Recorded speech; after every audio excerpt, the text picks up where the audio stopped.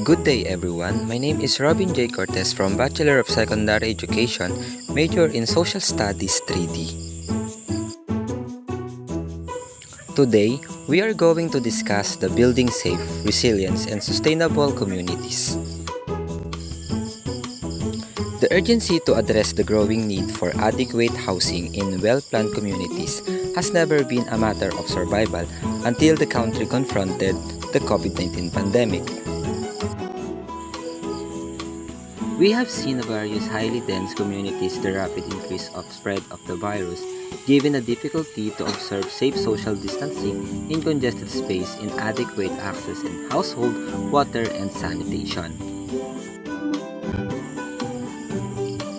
The housing of urban development sector continues to pursue a building safe, resilient, and sustainable communities toward realizing a safe and healthy Philippines.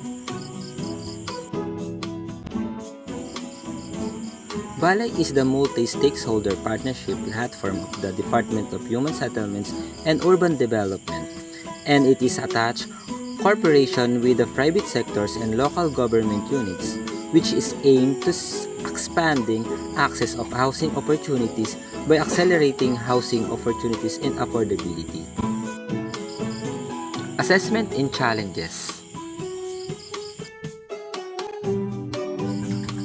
The current COVID-19 pandemic has been amplified the need to improve the quality of living condition, especially of vulnerable households living in highly dense communities.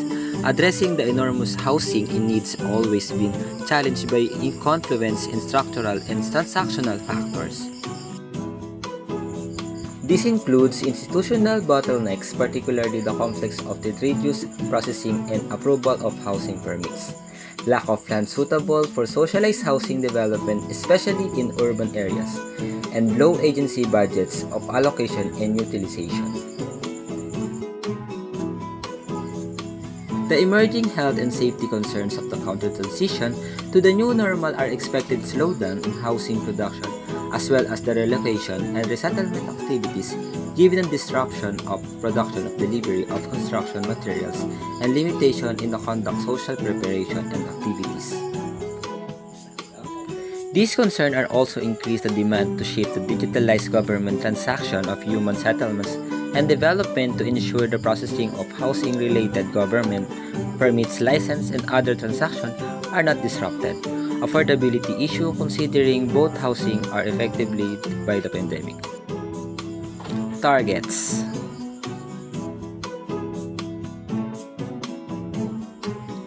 Based on the table 12.1 shows the updated plan results matrix RMS indicators and targets for 2020 to 2022. Strategic framework.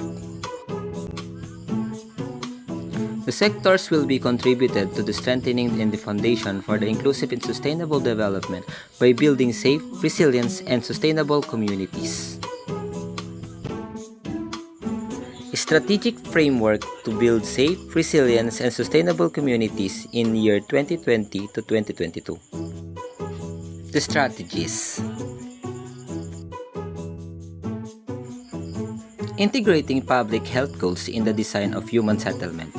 To ensure reliability and sustainability of human settlements, public health goals will need to be considered in building and design standard as well as the shelter and planning.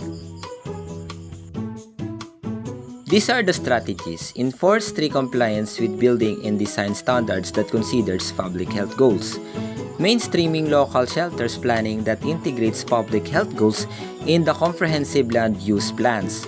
Operationalize a national resettlement and policy frameworks or NRFFT. Accelerating housing production that incorporates hazards and health standards. To expand housing opportunities and help to the social economic recovery from COVID-19, the government will accelerating housing production.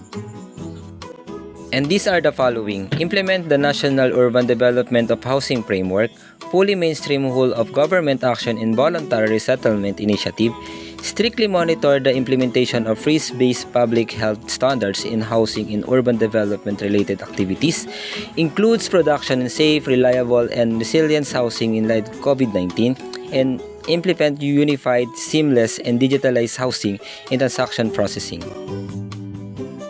Accelerating housing production that incorporates hazard and health standards. Number 1 is upscale density in housing programs in highly urbanized cities. And lastly, adapt the viable land acquisition and approaches. Adopting alternative housing solution for low-income markets.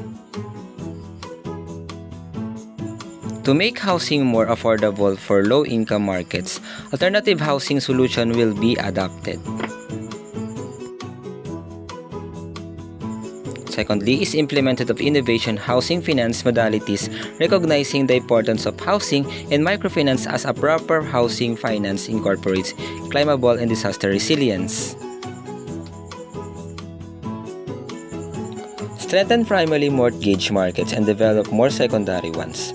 The current efforts of Pag-ibig under the Affordable Housing Program o HFP have been proven to be effective.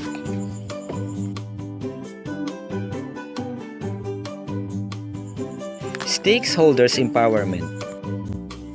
The DHSUD will empower stakeholders by institutionalizing community-led driven development of human resettlement and also cross-cutting strategy to ensure sustainability of the program implementation. And lastly, this is the legislative agenda to strengthen effectiveness and strategies, the following legislative action. Thank you for watching.